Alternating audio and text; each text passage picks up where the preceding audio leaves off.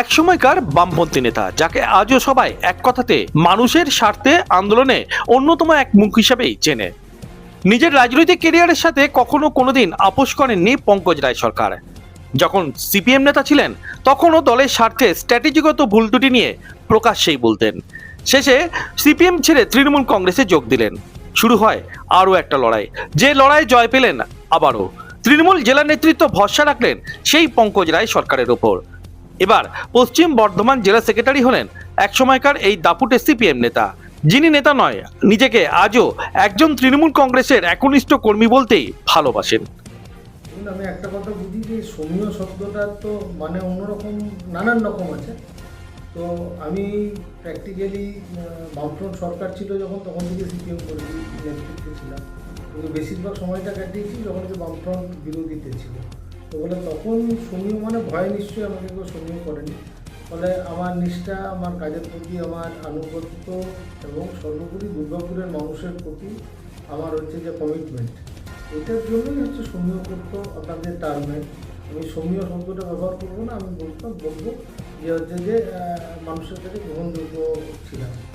এবং আশা করি যে ওই যে ইএসপি আমার, যে হচ্ছে যে মানুষের কাছে নিষ্ঠার সাথে দুর্গাপুরের মানুষ, জেলার মানুষ নিষ্ঠা সহকারে কাজ করা, সততার সাথে কাজ করা, নিজের ভাবমূর্তি হচ্ছে যে রাখা। এবং তারপরে মমতা ব্যানার্জি এবং অভিষেক ব্যানার্জি ওনারা যে দায়িত্ব দেবেন, জেলার সভাপতি আছেন, জেলার 2 মন্ত্রী আছেন, মানে সভাপতি রবীন্দ্রনাথ চক্রবর্তী, 2 মন্ত্রী নলয় ঘটক এবং মন্ত্রী কবি মজুমদার, ওনারা যেভাবে হচ্ছে যে দায়িত্ব ফিক্স করবেন সেভাবেই করব।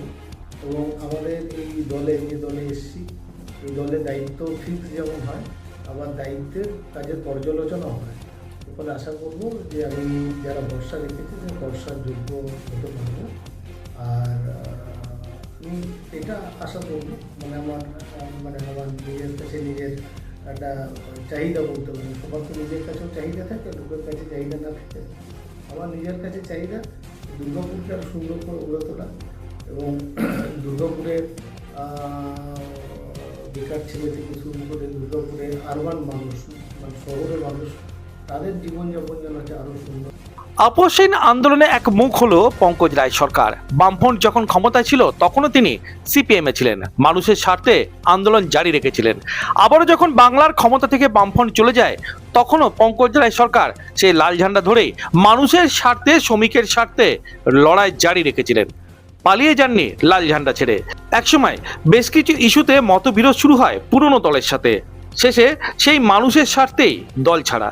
নতুন দায়িত্ব তার অনেক দায়িত্ব বাড়িয়ে দিল বলে জানালেন পশ্চিম বর্ধমান জেলা তৃণমূল কংগ্রেসের সম্পাদক পঙ্কজ রায় সরকার। কেন্দ্রের বিজেপি সরকার বাংলা কৃষ্টি সংস্কৃতিকে ধ্বংস করতে চাইছে, তাই আন্দোলন জারি রেখে এর উত্তর ভোটে দিতে হবে।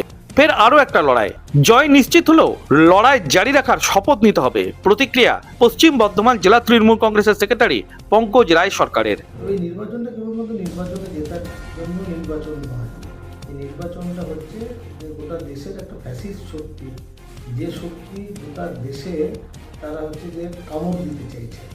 এবং আমাদের রাজ্যটাকে তারা হচ্ছে, আমাদের রাজ্যের যে বাংলার নবজাগরণ, যা রাজা রামমোহন রায়, বিদ্যাসাগরের নেতৃত্বে শুরু হয়েছিল, এই যে আমাদের পশ্চিমবাংলার যে ঐতিহ্য, এই ঐতিহ্যটাকে ধ্বংস করতে চাইছে। আমাদের রাজ্যের মুখ্যমন্ত্রী তিনি সচেষ্ট আছেন, তিনি এই ব্যাপারে সমস্ত ব্যাপারে আমরা চাইছি যে এই শক্তি বিজেপি, তাকে কিন্তু আমাদের হচ্ছে জনগণ থেকে বিচ্ছিন্ন করতে হবে, হারানো নয়, বিচ্ছিন্ন করতে হবে। নাহলে এটা কেবলমাত্র দলীয় সুবিধা বা দলীয় আনুগত্যের প্রশ্ন নয়, এটা হচ্ছে রাজ্যের ভালো মন্দের ব্যাপারে জড়িত, রাজ্যের মানুষের হচ্ছে ভালো মন্দের ব্যাপারে জড়িত। ফলে তো একটা টাফ এবং একটা টাফ সময়টা ভালো লাগে, মানে আমি এনজয় করি পলিটিক্সের টাফ সময়টা এনজয় করাটা, মানে আমার একটা অভ্যাসের মধ্যে আছে। তো ফলে অসুবিধা হচ্ছে। জেলা তৃণমূল কংগ্রেসের সেক্রেটারি হওয়ার পর তাকে অভিনন্দন জানাতে ছুটে আসেন তার অসংখ্য শুভানুধ্যায়ীরা। 26-এর ভোটে তৃণমূল কংগ্রেসের পশ্চিম বর্ধমান জেলার সেনাপতি নরেন্দ্রনাথ চক্রবর্তীর সাথে কাঁধে কাঁধ মিলিয়ে বিরোধীদের সাংগঠনিক শক্তির জোরে ভোটযুদ্ধের অঙ্কে শূন্য করাটাই এখন তার লক্ষ্য। দুর্গাপুর থেকে অনুরাধা সেনগুপ্তর রিপোর্ট, খাঁটি খবর।